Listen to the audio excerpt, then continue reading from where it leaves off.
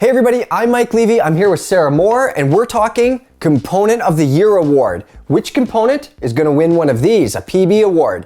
And if you're like me and you're really into the gear, it might be the Component of the Year category that carries the most weight. So to win this one, the component has to have a performance benefit paired with an innovative design, and then if it can have a value package as well, that's ideal. Now, value doesn't mean inexpensive, only that it's worth the asking price. So those are the rules. It's time to go over our 4 nominees. First up is Bike Yoke's Revive 2.0 dropper post. It can have as much as 213 millimeters of travel. That's more than any suspension on your bike. I remember the first dropper post I had 100 millimeters of travel and the lever was under the seat. Ouch. It did not work very well. So the updated Revive, it still has that Revive feature that the post is named after on the side of the head. If it gets squishy, you can use a hex key. You turn that, push it down, and the post will be automatically firm again, just like when it was new. Now, some of the updates include a new CNC actuator inside the post for smoother action, and there's also a new remote that can be had in 2 different lengths, and that will work with pretty much any other dropper post out there. The dropper post costs between $320 and $380 USD, depending on the length, and then the weight varies from 465 to 640 grams. Our next nominee, it's probably not a surprise, Sarah, Shimano's new 12-speed Deore drivetrain. So what's the deal with Deore and why is it on our list? Well, it comes down to that Hyperglide Plus design, and that's basically the shape of the chain and the shape of the cassette teeth. And what that does is it lets you shift under power like an absolute meathead, Sarah. Exactly what I like to do. And instead of your derailleur acting like it's gonna get torn off the back of your bike, you know that sound? Yeah, not my favorite sound, yep. Well, instead of that, it shifts right into the gear. It goes gunk and shifts exactly where you want it to under load, and that's pretty damn impressive. Okay, all right, so the next product on our list, Roval. Sarah, what the heck is a Roval? Roval. Oh. Next up is the Specialized Roval Control SL Team Issue wheels. It's Specialized house branded parts, but they'd prefer that you call them Roval. I see. Well, I've been riding the Team Issue wheels for the past 6 months, absolutely beating the shit out of them, and they've impressed me.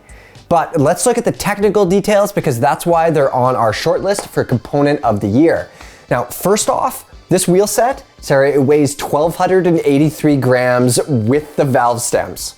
Really light. Really light, and not only that, they use a 29 millimeter internal width, so they're wide enough to use with high volume tires, and I've been using them with large tires from Schwalbe or WT tires from Maxxis as well on all sorts of trail bikes, and they've held up extremely well. Another reason they're on our list, the rim design, Sarah. The rim bead, it's 4 millimeters wide on each side, so you know when you're coming down a trail and you smoke some rock, you know what you hear? Tss, tss, tss. You've cut your tire. Now that actually happens because the tire gets squished between the rock and the rim, and that rim bead, it's a knife. Now a normal rim bead is around 2 millimeters wide. The rim bead on those Rovals, 4 millimeters, so it's almost twice as wide, and I guarantee you that I would have wrecked at least a couple tires by now, but I haven't. So the Reval Control Team Issue wheel set, it's not inexpensive. It's $2,650. So there's another impressive number, but I've been impressed by the crazy reliability, the crazy lightweight, and the wide width. They've been super impressive, and for all those reasons, they're on our short list for Component of the Year. Next up, we've got TRP's DHR Evo brakes. So while most of us probably didn't spend that much time on downhill bikes, the components that are on them influence a lot of what we see on trail bikes and enduro bikes. Right, and the exact same thing has been happening with e-bikes, and that brings us to TRP's new brakes. They use a thicker rotor, 2.3 millimeters instead of 1.8 millimeters, and that is said to better handle the heat. TRP says 8% better cooling, 47% better rigidity on the rotor, so less rotor flex, more reliability, and the brakes cost $229 an end. If you read Casimir's review, you know that all those things adds up to some serious performance, and enough so that it makes them a great alternative to more common brands on the market. All right, that's enough for the nominees. Levy, tell us who won. Well, for 2020, our Component of the Year, Shimano Deore drivetrain. Now, for $300, it offers the kind of performance that you just basically cannot ignore, and it makes those higher end drivetrains a real hard sell if you don't care about weight. And that also brings us to our Value Product of the Year award.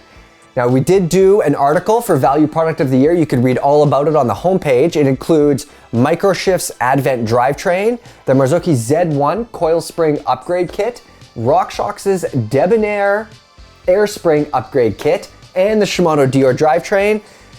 The Shimano Dior Drivetrain wins again! 2 for 1. We're just gonna get 2 of these in the mail. Right?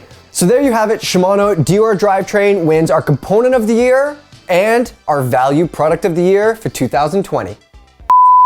What's that word for like a monument? It's like a obelisk.